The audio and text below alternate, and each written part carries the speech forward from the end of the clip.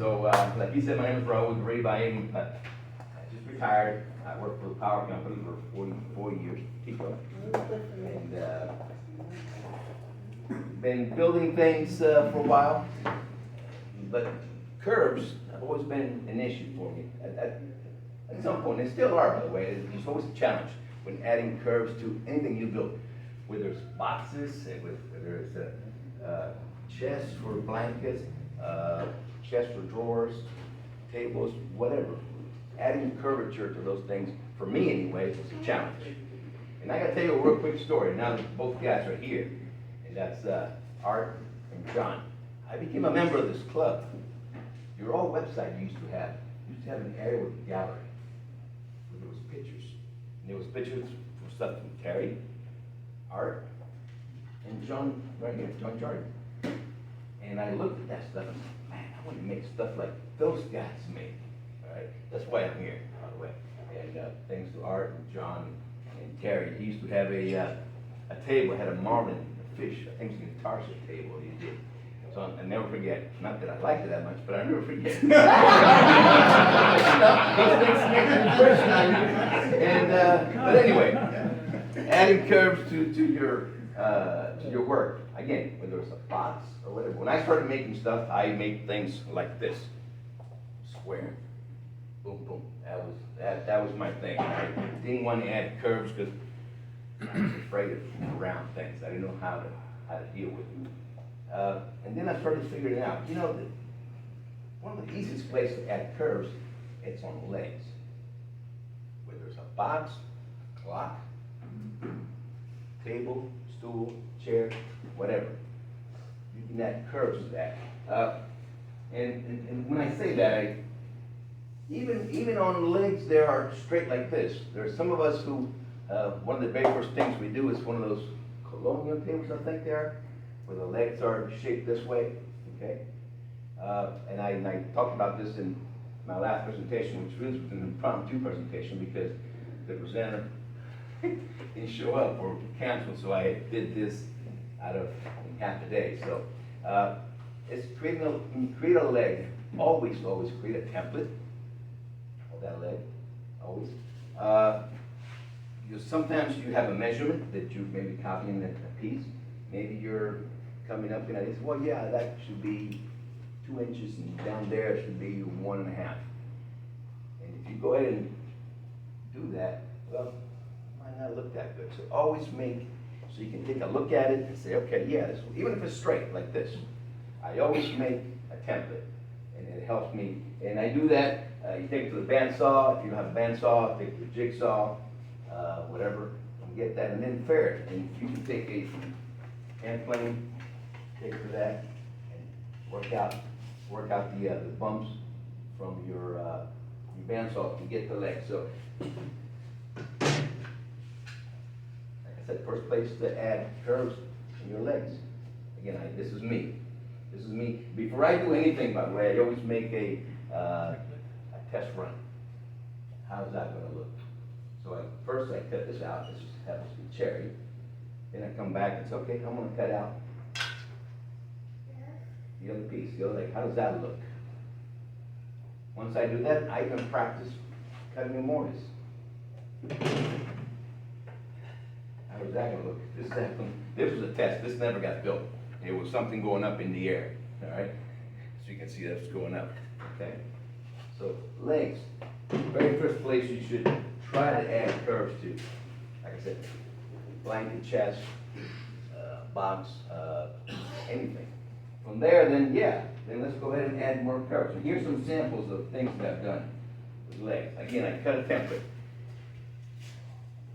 So I got things that I'm repeating are not my things, by the way. I'm not an expert.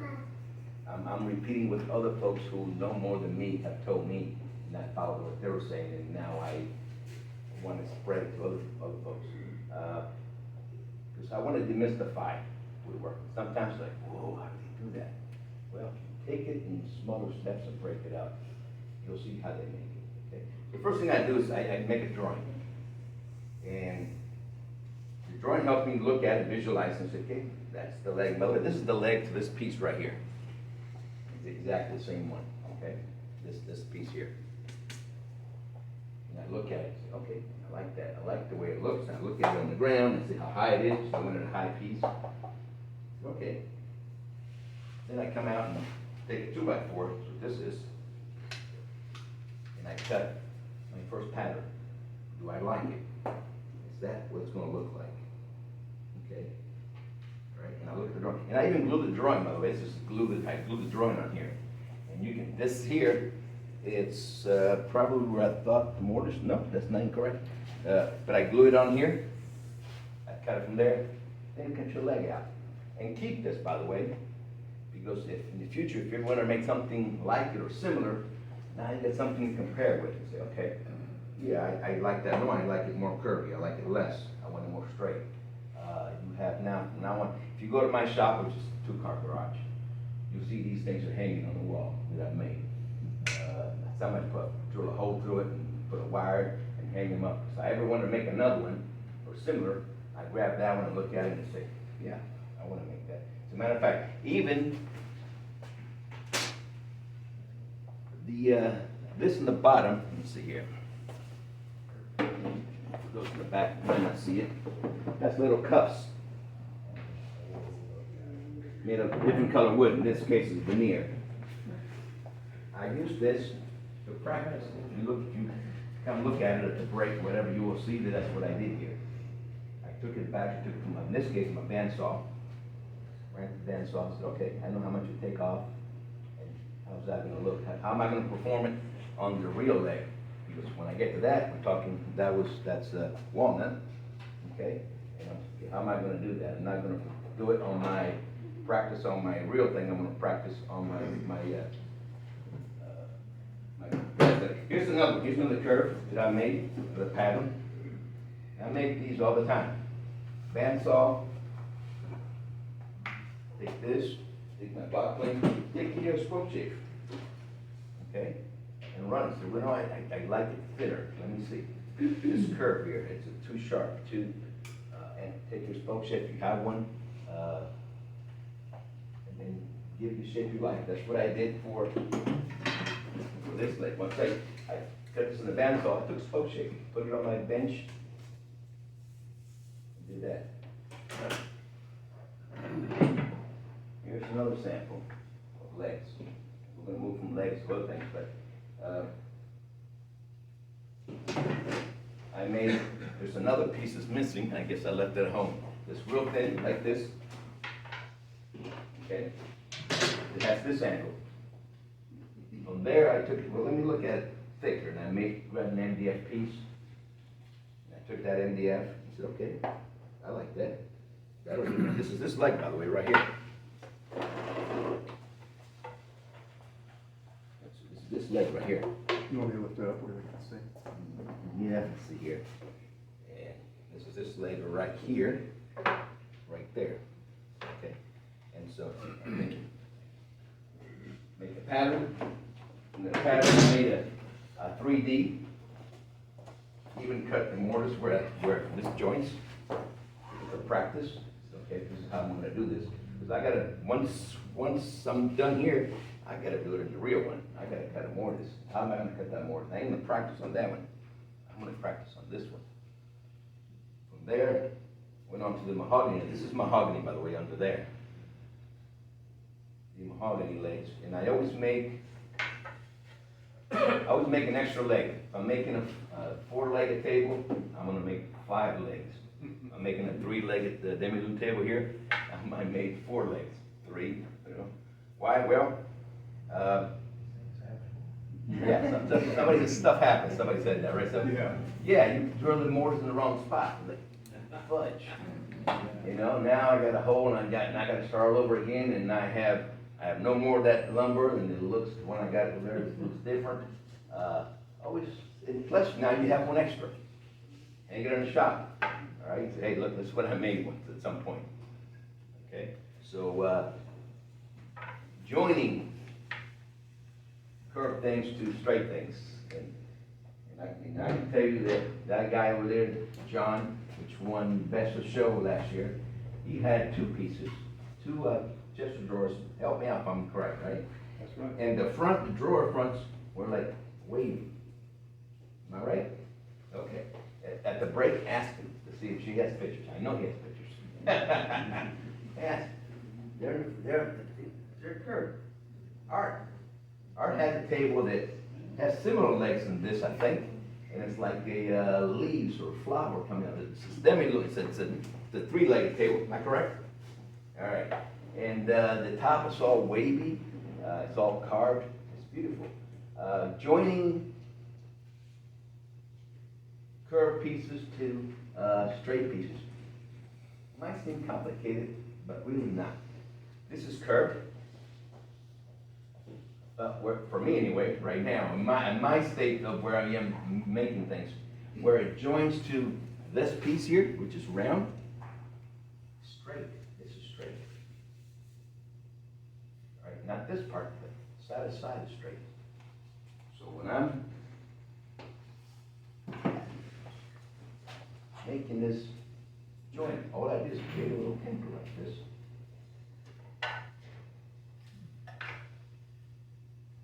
Throw it on there. Put a collar on my router. You can get it Rockland. Yeah.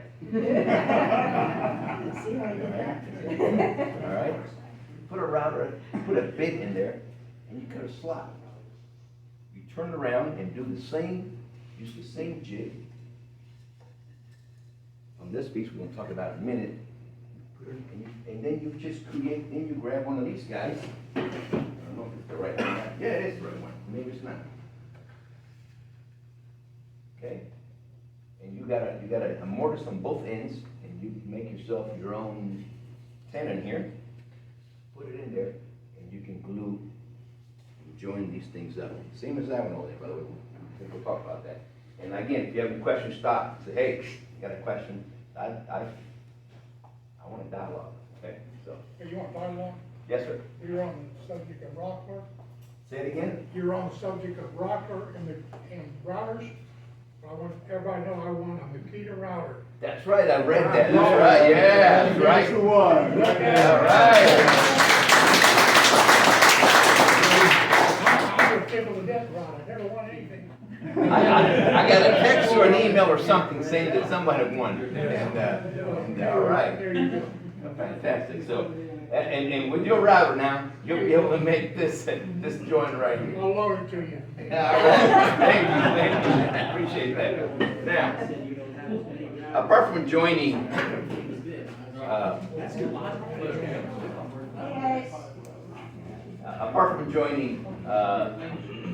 curved pieces to other curved pieces, there's other things you can do. Adding curves to, this is a square box, right? But I made this just for fun, by the way. So I had some leftover pieces of wood, and I made this box. But on the inside, there's curvatures. There you go. Put that with it. You can see this inside part is curved. Now, I'm trying to see it. See that? Yours are curved, slightly curved. Just drop my down in there. See that? So you can introduce curvature, and it adds. When you look at it, it adds a perspective to it. You look at it and say, wow, how is that? Because the drawer is flat, sits in the front. The curvature gave me two things. Gave me a place to pull a pool in, and give it interest. Okay? So you can add curves and curvatures to just about anything, including a square box like this, like that. Yeah. And I was telling these guys real quick here, and I soft close, right? Right? Soft close. You won't be able to smack this. Why? Well, it's a little tight over around. The air can't leave. So. This didn't fit. Yeah, there you go. There you go. So how do we create these curves here? Some of us, there's different ways of doing it. Many ways. This one here was built, the front of it is, with one bias that you buy at the Lowe's or Home Depot. This is what's left over from this when I built it. You glued them all together. You should see what it is, you can see it. Yeah, I just glued them together. I didn't care when I looked on the inside. But what happens was, right here in the center, Hold it higher. I took that over to my bandsaw, right? I glued these pieces together. There's 4 pieces here, 1 buys. Once they were glued together, I took them over to the bandsaw and I cut out the center of it. That gave me the radius, the curve. Took that, and you can see it in here. See it in there? That's what's left over right down here. I don't know if you can see that or not. That is, all that is. You know, like I said, demystify things, because some people know, oh, that's complicated. It's not that complicated. This is leftover 2 buys. I glued them together, took them to the bandsaw, and cut them. I had it, created an arc, painted an arc on it. I drew an arc on it, and took it and made it. Yes, I took that later on, and I finessed it with hand tools, because it, bandsaw, and at least for me, when I'm not really good at bandsaw, it had little bumps. Well, these guys come in. Yeah, take a little bench plane, block plane, excuse me, and take it and smooth that out. You can hit the high spots, the low spots. If you don't have one of these, get one. This is the very first plane I ever owned. This right here, and I bought it because they said, well, to fit drawers. You know, I read an article, read many articles. You need and it's true, you need a hand plane. In this case, a block. Robert, this is the official, this is a block or a bench plane? Block, thank you. See, he knows all about hand planes. So you need one of these, get one of these. Yes, sir, they're about 150 bucks. So how did you determine which radius you were gonna use? And the second part of that question is, how did you, create the radius and inscribe it onto your pattern? Gotcha. So I did a drawing. I did a drawing. Also, I'll cheat a little bit. This is veneer, okay, on top. And my veneer only was, I think, about this wide. So my tabletop was going to be a particular size based on the materials that I had. So that was one. That was, and I determined, and the same thing for this guy here, by the way. The veneer piece on top of that determined the size of my tabletop there, because that's what I had. I said, okay, I got to work within that. Once I had that, I do a drawing. Right, I had a square piece of veneer. I did a drawing, and I probably did several of them. To get that radius, I did not use mathematical thing with the string, which is the best way to do it, by the way. Do that, right? But what I did, I did half of it. I took I have a little plastic thing that bends that they sell for making curves. And rocker? No, not from Rockland, no. I'm gonna leave that. But anyway, let's not go there. So, and I used that to make half the pattern, and then I just duplicated it on the other side. So I did half of this right here, based on what I had to work with, the material that I had to work with. Once I had half, then I made the other half. So it's not a true art? And no, it's no, I guess not. It's an art that I made up. If that makes So could you have taken like thin material and bend it and put a string across like a bow and create a You can, mark? except this is somebody needs to help me. There's a parabolic, in other words, if I did that, it would give me an equal arc all the way around, and this one is not an equal arc, actually soft here, and it gets real sharp on this end here. Yeah. So it's, I could not do that. Okay. I know what you're saying, because I do it, you can get a thin piece of wood, right? Bend it, right, And put something thinner than this, and put a string to it, and you can bend it. Right. It'll give you a arc, but in order to get one that's its curve is sharper on one side than the other. It's got a name and it requires, something else. Yeah, so that's how I determined that, and that's how I determined from that. Then I got this, and I knew where I needed to cut. I had the pattern, and I think I had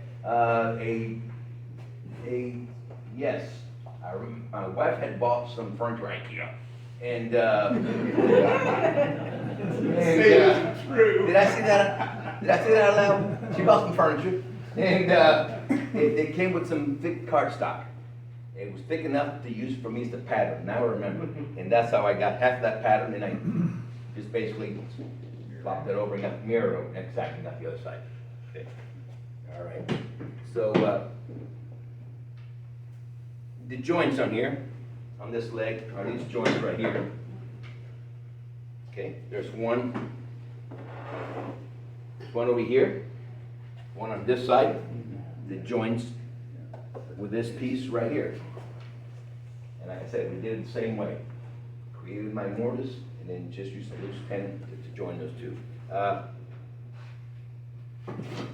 This little piece here, this is a little more complicated, but it's not hard to do.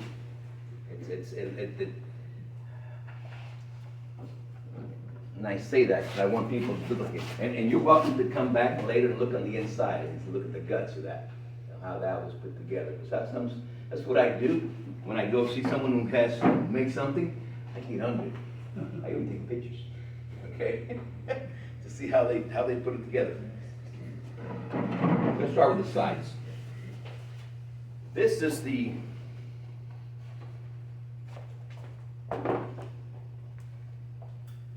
form that I use to create the sides. If you're gonna bend wood, if you're gonna create something that's round, you can create a form out of anything. These are 2x4s, okay, that I've used. I put tape on them so the glue don't stick, obviously, okay. Here's something else you might want to do. These are solid pieces of cherry that I put together. It was just a test that you can do, and I encourage you to do a test before you see. I'm going to make a canboard door here. I'm going to make a door that's a cooper door or a side panel. Practice with that. And by the way, you can apply these principles not just to furniture. I'm making kitchen cabinets, and I'm also making a coffee bar for my wife, and it's a round front coffee bar.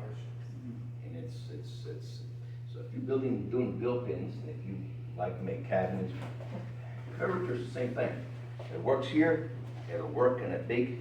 I'm making something that's 8 foot long, and it's round front, and it's got doors around it. Okay, so that's what I'm doing. And you can use solid wood, like here, and I hate to pass it around because then people look at it and not pay attention, but I want you to come up here, break, and look at it. And again, these joints were made using chest rubbing two pieces together with glue. I did not use a clamp on this at all. I took the pieces, I did cut them in an angle, I did refine them, the angles. So when it comes out of the table saw, it's got table saw and your jointer, your planer and whatever, they're roughing tools to get you to where you want to be. You want to go and finish them up, either sanding or hand tools, because if right out of the table saw or a joiner, I don't care which joint you have, the knives are round. And I don't care if the knives are this big round. You have round scallops all along that joint. If you don't remove that scallop, you don't do a rub, glue up, because there's no contact. There's little gaps in between there. And I'm repeating what other people said. We're experts. So once you run into your joiner, if you want to have a glue line that's almost invisible, you're going to have to get with a plane. I don't think even a sander would do it because you're going to round off the ends. I don't care how flat you think you're going to sand that, you're going to come off the edges. So do that. Once you did that, then I took the block plane and I took the high spots out, you know? I'm not gonna dirty your shop here, all right? And there it is, all right? Short, yeah. And so, create samples of things. I attempted to bend wood also, not very successfully. Solid white oak, it was not kiln dry. Try to bend it, and bent it on this guy here. So much to spring back. It was down to here, all right, when I bent it. And I let it dry, day and a half, took it out, and, you know. It's like, oh, what happened? What the heck? So Did you put it in the bathtub or what? I steamed it, yeah, I heat steamed. Actually, I threw it in the pool first, and then I put it in the in the bag and steamed it to where I was able to bend it all the way. And you can see it. And here's my clamp lines. You can see my lines I used to clamp it with, and came back. Not very successful. So that's why you want to try things. So, but I have tried. This was a test. There later on became, which I forgot to bring today, in front of a drawer. This is cherry cut to just above 1/16. I bent this and I glued it on, yeah, this one, right here, using clamps, right there. Yellow glue I used. It's a test. It's been like that for 2 years. And you can see a little spring back over here on this side here.